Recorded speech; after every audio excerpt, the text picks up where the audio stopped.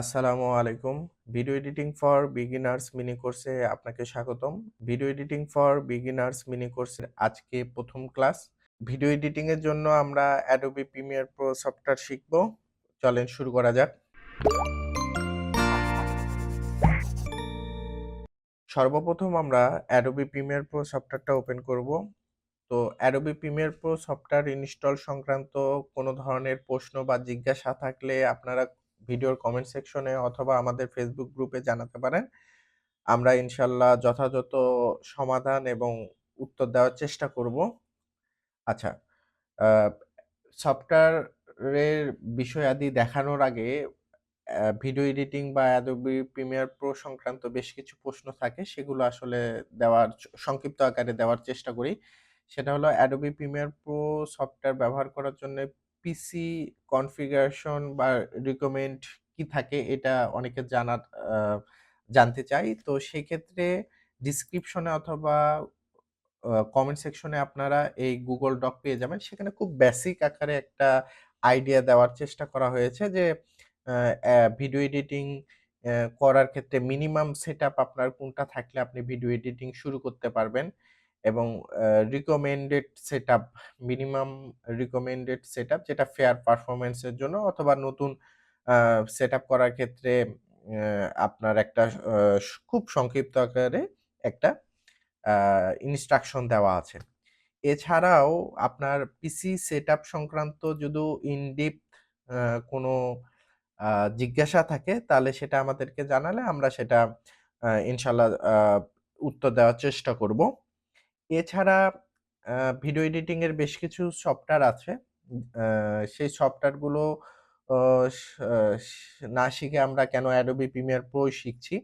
এই ক্ষেত্রে Adobe Premiere Pro অনেক দিন ধরে ইন্ডাস্ট্রিতে আছে এবং এর রিসোর্স অনলাইনে এভেইলেবল। আপনি যেকোনো সমস্যা পড়লে এটা খুব সহজেই সমাধান আপনি অনলাইনে পেয়ে যাবেন এবং কমার্শিয়াল, নন কমার্শিয়াল এর ক্ষেত্রে বা ইন্ডাস্ট্রির বড়, বড় প্রজেক্টের ক্ষেত্রে আসলে Adobe Premiere Pro ব্যবহার করা হয়।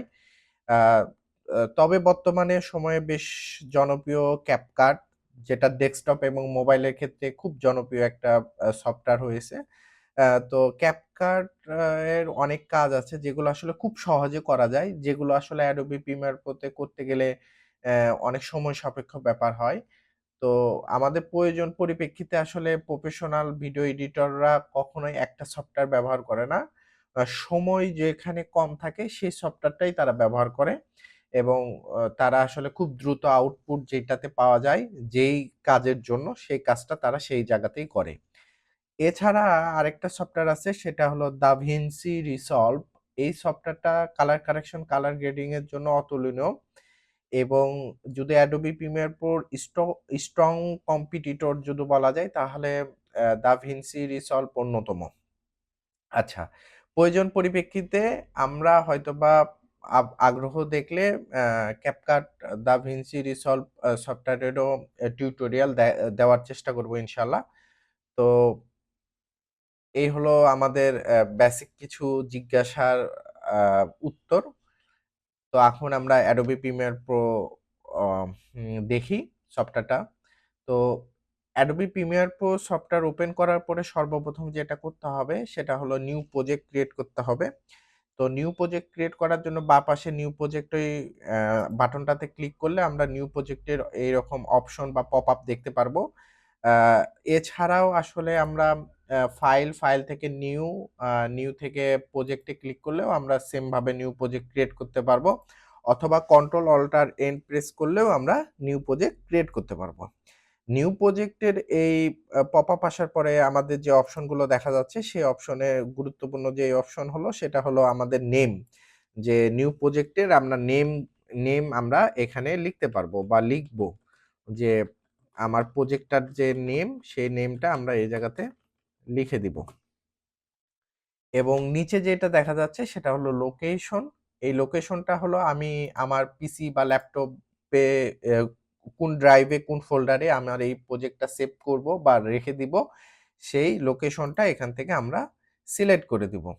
সিলেক্ট করে দেওয়ার পরে ওকে প্রেস করলে আমাদের Adobe Premiere Pro একটা নিউ প্রজেক্ট ওপেন হবে। আচ্ছা।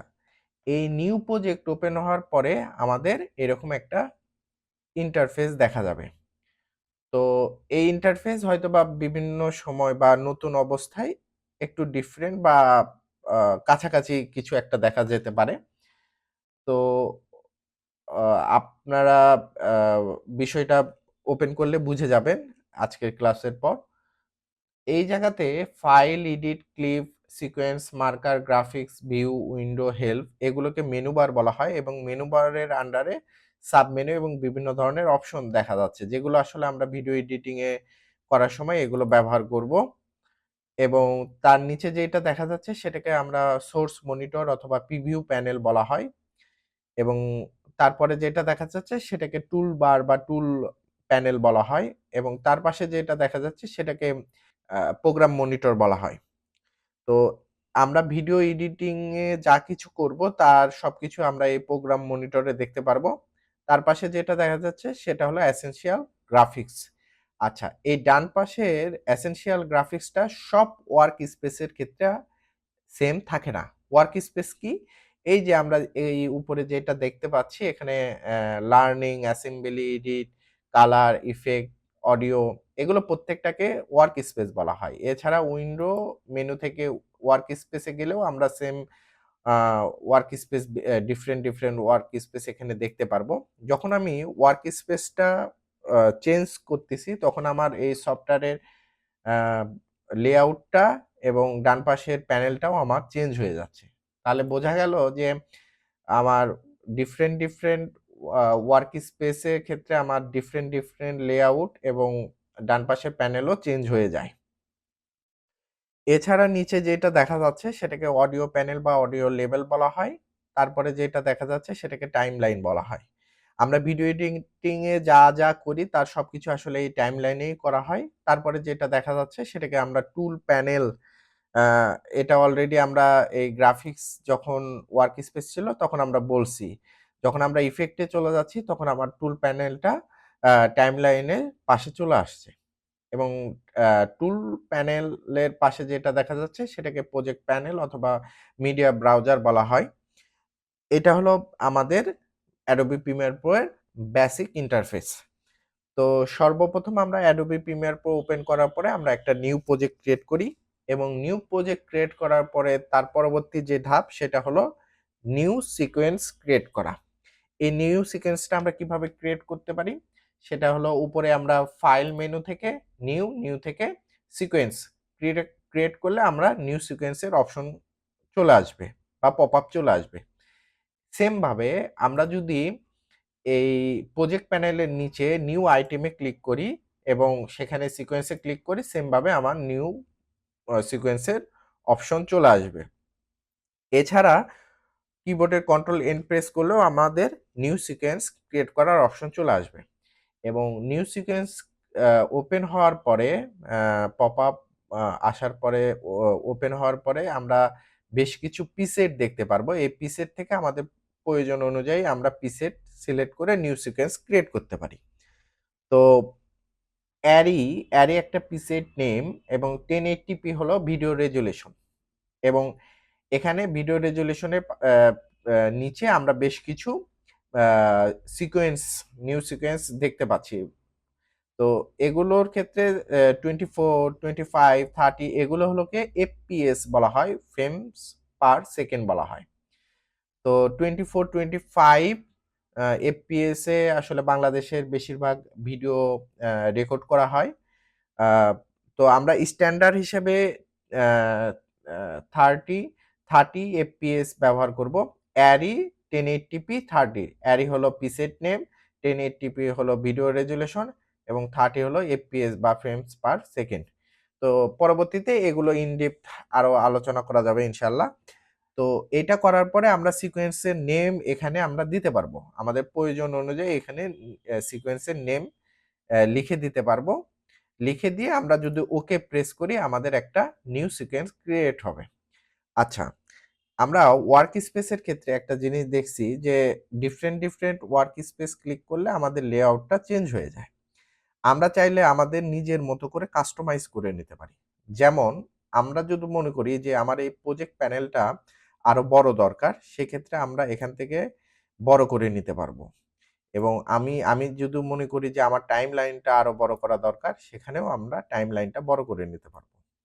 এভাবে প্রত্যেকটা জিনিস আমরা আমাদের নিজের মতো করে কাস্টমাইজ করে নিতে পারবো আমাদের এই ওয়ার্ক স্পেসে।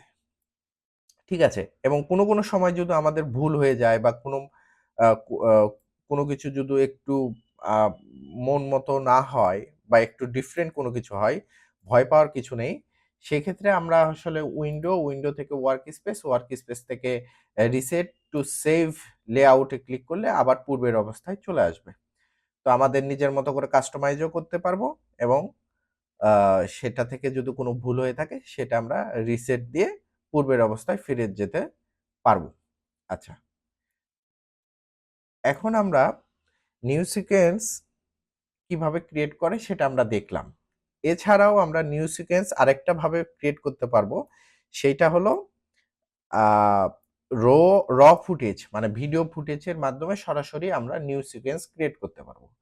তার আগে আমাদের যেটা জানতে হবে, আমরা আ এলিমেন্ট, অডিও, তারপরে ফুটেজ বা ভিডিও ফুটেজ এগুলো আমরা কিভাবে আমাদের এই সফটওয়্যারে ইম্পোর্ট করব? এটার জন্য আমরা ফাইল থেকে ইম্পোর্ট ক্লিক করলে আমরা এখান থেকে আমাদের প্রয়োজন অনুযায়ী ফাইল বা ফুটেজ ইম্পোর্ট করতে পারবো। এটা একটা আ ইম্পোর্ট করার ওয়ে। এছাড়াও আমরা এই প্রজেক্ট প্যানেলে ডাবল ক্লিক করেও আমরা যে ফোল্ডারে আমাদের ফুটেজ অথবা প্রয়োজনীয় ফাইল আছে সেগুলো আমরা সিলেক্ট করে ওপেন করলে এখানে ইম্পোর্ট হয়ে যাবে। তাছাড়া আমাদের আ যে ফাইলের মধ্যে আমাদের আ ভিডিও ফুটেজ অথবা অডিও বা যেকোনো কিছু থাকে অ্যাসেট-ট্যাসেট সেগুলোও আমরা সিলেক্ট করে ড্র্যাগ অ্যান্ড ড্রপ করি যদি সফটওয়্যারে সেখানেও আমাদের ভিডিও ফুটেজগুলো ইম্পোর্ট হবে বা আমাদের প্রয়োজনীয় জিনিসপত্র এখানে ইম্পোর্ট করা যাবে। তাহলে আমরা ৩ ভাবেও ইম্পোর্ট করতে পারি। এরকম ভিডিও বা অডিও এভাবে ইম্পোর্ট করাও না, আমরা চাইলে পুরো ফাইলটাকেও ইম্পোর্ট করতে পারবো এই জায়গাতে সফটওয়্যারে। এছাড়া আমরা এখানে যদি চাই যে ফাইল ক্রিয়েট করা সেটাও আমরা করতে পারবো। এই যে নিউ বিন এ ক্লিক করলে আমরা এরকম ফাইল ক্রিয়েট করতে পারবো এবং সেখানে আমরা রিনেম করে ফাইলের নামও আমরা এখানে দিতে পারবো। এবং সে জায়গাতে আমাদের ফাইলে সেগুলো অ্যাসেট অথবা ভিডিওগুলো আমরা রেখে দিতে পারবো। এটা হলো একটা পদ্ধতি। আম যে কাজে অনেক সময় দেখা যায় যে অনেক ফাইল হয়ে যায়। সেগুলো আসলে ডিফারেন্ট ফাইলের ক্ষেত্রে ডিফারেন্ট ফোল্ডার করে আমরা সেগুলো রেখে দিতে পারবো। তার আগে আরেকটা গুরুত্বপূর্ণ বিষয় সেটা হলো ফাইল অর্গানাইজ। আমরা অনেক সময় কাজ করার ক্ষেত্রে যেটা হয় সেটা হলো ফাইলটাকে স স খু পুরো মানে অর্গানাইজ ভাবে না থাকার কারণে অনেক সময় দেখা যায় যে ৬ মাস ১ বছর পরে আ সে প্রজেক্টটা আবার কাজ করতে গেলে আ ফাইল ওপেন করলে অনেক ফাইল মিসিং হয়ে যায়। সেগুলো রিঅ্যারেঞ্জ করা ডিফিকাল্ট হয়ে যায়। তো এই ক্ষেত্রে অনেক প্যারার মধ্যে পড়তে হয়। তো এইজন্য আমরা সর্বপ্রথম একটা প্রজেক্ট শুরু করার আগে ১ম এই আমাদের যে কাজটা হবে সেটা হলো ফাইল অর্গানাইজ করা। তো ফাইল অর্গানাইজ করার জন্য আমরা যেকোনো একটা ড্রাইভে যেয়ে আমাদের প্রজেক্ট নেম লিখে একটা ফোল্ডার ক্রিয়েট করব। এবং ফোল্ডার ক্রিয়েট করার পরে সেই ফোল্ডারের ভিতরে আমরা বেশ কিছু ফোল্ডার আবার ক্রিয়েট করব। সেই ফোল্ডারে আমরা প্রজেক্ট ফাইল নামে একটা ফাইল ক্রিয়েট করব বা ফোল্ডার ক্রিয়েট করব। সেই জায়গাতে আমাদের যে প্রজেক্ট ফাইলটা থাকবে সেটা আমি এই প্রজেক্ট ফাইলের ভিতরে রেখে দিব বা সেভ করব। এবং ফুটেজের মধ্যে ফুটেজ বা ভিডিও ফুটেজগুলো আমরা এই ফুটেজের মধ্যে রাখবো। এক্সপোর্ট এর মধ্যে আমরা যেটা আমরা আউটপুট দেখব বা রেন্ডার করব, আ সেই বিভিন্ন ফরমেটের আউটপুট গুলো আমরা এই এক্সপোর্ট এর ভিতরে রাখবো। অডিও এবং মিউজিকের মধ্যে আমরা ব্যাকগ্রাউন্ড স্কোর, তারপরে অডিও ইফেক্ট, তারপরে উম আ আ বিভিন্ন ভয়েস ওভার এই জিনিসগুলো অডিও সংক্রান্ত বা মিউজিক সংক্রান্ত যা কিছু আছে সেটা হলো অডিও এবং মিউজিক ফাইলের মধ্যে বা ফোল্ডারের মধ্যে রাখবো। এই অ্যাসেটের মধ্যে আমরা আহ, ইমেজ, তারপরে বিভিন্ন ধরনের এলিমেন্ট, তারপরে অ্যাডোবি ইলাস্ট্রেটর, অ্যাডোবি ফটোশপের ফাইল, এগুলো অ্যাসেটগুলো আমরা এই জায়গাতে রেখে দিব। তো এভাবে অর্গানাইজ করার ফলে আমার যদি ৬ মাস, ১ বছর, ২ বছর পরও আমি সেই ফোল্ডারে যেয়ে আমি যদি প্রজেক্ট ফাইলটা ওপেন করি, তাহলে আমার একবারে পূর্বের অবস্থায় আমার প্রজেক্টটা ওপেন হবে। এক্ষেত্রে আমাদের কোনো ধরনের হ্যাসেল আ পোহাতে হবে না আসলে। মেইনলি হ্যাসেল ফ্রি ভাবে আমরা কাজ করতে পারবো। এটা একটা গুড প্র্যাকটিস। এই প্র্যাকটিসটা ব্যবহার করলে আসলে আমাদের অনেক প্যারা থেকে মুক্ত পাওয়া যাবে আরকি। তো আমরা যেটা ও হলো দেখছিলাম সেটা হলো নিউ সিকোয়েন্স ক্রিয়েট করা। আমরা আরেকটা কথা বলছিলাম যে আমরা আ র ফুটেজের মাধ্যমে আমরা নিউ সিকোয়েন্স ক্রিয়েট করতে পারবো। আমরা ভিডিও এডিটিং এর জন্য ফুটেজ কোথায় থেকে নিব? তো সেই ক্ষেত্রে আমরা আসলে এই পিক্সেলস থেকে আমরা ভিডিওতে গেলে আমরা বেশ কিছু ভিডিও দেখব। এখান থেকে আসলে আমাদের প্র্যাকটিসের জন্য এখান থেকে ফুটেজগুলো নিয়ে আমরা কাজ করব এবং এছাড়া পিক্সাবাইতে আমরা ভিডিও পাবো, সেগুলো আসলে নিয়ে আমরা প্রজেক্টে ব্যবহার করব। তো এই সিকোয়েন্সটা কেটে দিয়ে আমরা যখন এই একটা ফুটেজ আছে, এই ফুটেজটা যখন আমি টাইমলাইনে ড্র্যাগ অ্যান্ড ড্রপ করব, তখন আমার একটা নিউ সিকোয়েন্স ক্রিয়েট হবে। এবং এই নিউ সিকোয়েন্সের এফপিএস বা ভিডিও রেজুলেশন কি সেটা আমরা কিভাবে দেখব? সেটা দেখার জন্য আমরা সিকোয়েন্স থেকে সিকোয়েন্স সেটিংস এ ক্লিক করলে আমরা আ বেশ কিছু অপশন দেখব। এখানে আমরা টাইম বেস যেখানে আছে সেটা হলো এফপিএস, ফ্রেমস পার সেকেন্ড।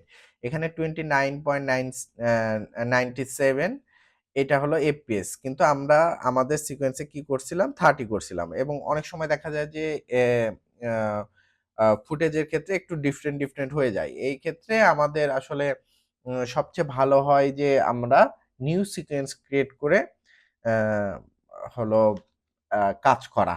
এরকম ফুটেজ থেকে নিউ সিকোয়েন্স না ক্রিয়েট করাই উত্তম। এবং এখানে ভিডিও রেজোলিউশন এর ক্ষেত্রে দেখা যাচ্ছে 2160 আ এফ পি, মানে ভিডিও রেজোলিউশন। তো এভাবেও আমরা চাইলে ফুটেজ থেকে নিউ সিকোয়েন্স ক্রিয়েট করতে পারবো। তবে রিকমেন্ডেড হলো আমরা নিউ সিকোয়েন্স আমরা ক্রিয়েট করব। ফুটেজ থেকে না করে আমরা সিকোয়েন্স ক্রিয়েট করে নিব। যেমন অ্যারি 1080p 30 যেভাবে আমরা সিকোয়েন্স ক্রিয়েট করছি। এই যে এইটা সিকোয়েন্স ক্রিয়েট হইছে, এখানে ডাবল ক্লিক করলে আবার সেটা ওপেন হয়ে যাবে নিউ সিকোয়েন্স। ওকে। তারপরে আমরা একটা যখন ফুটেজ আ নিয়ে কাজ করব, তখন আমরা সেই ফুটেজে যখন ডাবল ক্লিক করব, সেটা আসলে সোর্স মনিটরে আমাদের সেটাকে প্রিভিউ দেখাবে। এবং এই প্রিভিউতে আমার যদি সেটা অডিও অ্যাটাচ থাকে, তাহলে সেক্ষেত্রে আমাদের এই যে এই জায়গায় অডিওটাও এভাবে অ্যা এখানে হলো আ দেখাচ্ছে না। কারণ এটার অডিও নাই দেখে এখানে দেখাচ্ছে না। এ জায়গাতে ভিডিও আছে দেখে এটা শো করছে। তো যখন অডিও থাকবে তখন এটাও আসলে ভিজিবল হবে। তো আমরা এখানে ফুটেজের ক্ষেত্রে আমরা তো পুরো ফুটেজ কখনো ব্যবহার করব না। আচ্ছা, আরেকটা কথা সেটা হলো এখানে ভিডিও প্লেব্যাক রেজোলিউশন আছে। তো আমাদের পিসি আ কনফিগারেশন অনেক লো হওয়ার কারণে আমাদের এই প্রিভিউটা অনেক সময় আ আ মানে স্মুথলি প্লে হবে না। এইজন্য সবসময় আমরা চেষ্টা করব আ এটা হলো একটু রেজোলিউশন কম করে দেওয়া, যেন আমরা খুব সহজে এটা প্লে করতে পারি এবং প্রিভিউটা দেখতে পারি। সেম ভাবে আমাদের প্রজেক্ট মনিটরেও সেম জিনিসটা আমরা করে নিব। তাহলে এটা আসলে খুব আ হলো লো কনফিগারেশন এর পিসিতেও এটা প্লে হবে আরকি। তো আমরা ফুটেজের যে অংশটুকু আমরা ব্যবহার করতে চাবো, সে অংশটুকু ফার্স্ট এ যেয়ে আমরা এখানে মার্ক ইন করে দিব। এই জায়গাতে ক্লিক করলেও হবে অথবা কিবোর্ডের আই প্রেস করলেও এখানে মার্ক ইন হবে। এবং যে জায়গা থেকে শুরু করে যে পর্যন্ত আমরা ফুটেজটা নিব, সেই পর্যন্ত যেয়ে আমার যদি মার্ক আউট অথবা কিবোর্ডের ও প্রেস করি, তাহলেও আমার এটা মার্ক আউট হয়ে যাবে। এবং এই যে শর্টকাট, তারপরে হলো টুলস, এই সংক্রান্ত বিস্তারিত আমরা নেক্সট ক্লাসে ইনশাআল্লাহ আলোচনা করব। তো এই পর্যন্ত আমার এই ফুটেজের এই অংশটুকু আমরা হলো আমাদের প্রজেক্টে ব্যবহার করব। তা এভাবে আমরা মার্কিং এবং মার্ক আউট করে নিলাম। নেওয়ার পরে আমাদের এখান থেকে ভিডিওটা ড্র্যাগ অ্যান্ড ড্রপ করে দেব হলো টাইমলাইনে। আচ্ছা, এই জায়গাতে টাইমলাইনে যখন দিচ্ছি তখন আমাদেরকে একটা ওয়ার্নিং দেখাচ্ছে। ওয়ার্নিংটা কি?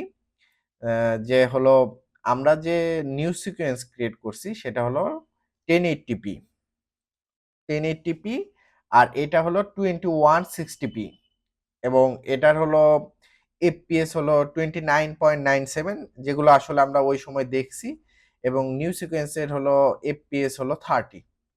এই যে এটার কারণে বলছে যে তুমি যেটা নিউ সিকোয়েন্স ক্রিয়েট করছো এই সিকোয়েন্সটা তুমি যেভাবে আছে সেভাবেই তুমি ভিডিও ফুটেজটা ইম্পোর্ট করবা মানে নিবা না হলো এই সিকোয়েন্সটা চেঞ্জ করে দিয়ে এই ভিডিওর সিকোয়েন্সটা তুমি এখানে সিকোয়েন্সে নিবা। তো আমরা আসলে নিউ সিকোয়েন্স ক্রিয়েট করছি এটার আন্ডারেই আমরা ভিডিওটার সিকোয়েন্স নিব। এজন্য আমরা কিপ এক্সিস্টিং সেটিংসে ক্লিক করলে আমাদের যে সেটিংস আছে সেই সেটিংস অনুযায়ী সিকোয়েন্সটা আমাদের ভিডিও ফুটেজটা এখানে হলো টাইমলাইনে নিলাম। এখানে নিয়ে নিছি। তো এটা এখন আমরা সিকোয়েন্সের এখানে যদি সিকোয়েন্স সেটিংসে যাই তাহলে আমরা দেখতে পারবো আমাদের 1080p ভিডিও রেজুলেশন এবং 30 এফপিএসই আছে। আমাদের এই হলো আমাদের ফুটেজটা আমাদের এই টাইমলাইনে নিয়ে নিছি। তো আজকের ক্লাসটা এই পর্যন্তই। আপনাদের যে কোনো ধরনের জিজ্ঞাসা বা প্রশ্ন আপনারা কমেন্ট সেকশনে অথবা আমাদের ফেসবুক গ্রুপে করবেন। আমরা যথাযথ চেষ্টা করব সেগুলো রিপ্লাই করার এবং সমাধান করার। পরবর্তী ক্লাসে ইনশাআল্লাহ কথা হবে। এবং আমাদের যদি ইউটিউব থেকে এই ভিডিওটা দেখে থাকেন তাহলে আপনারা ইউটিউবে সাবস্ক্রাইব করবেন। আম আ এবং পরবর্তী ক্লাসে ইনশাআল্লাহ দেখা হবে। আসসালামু আলাইকুম।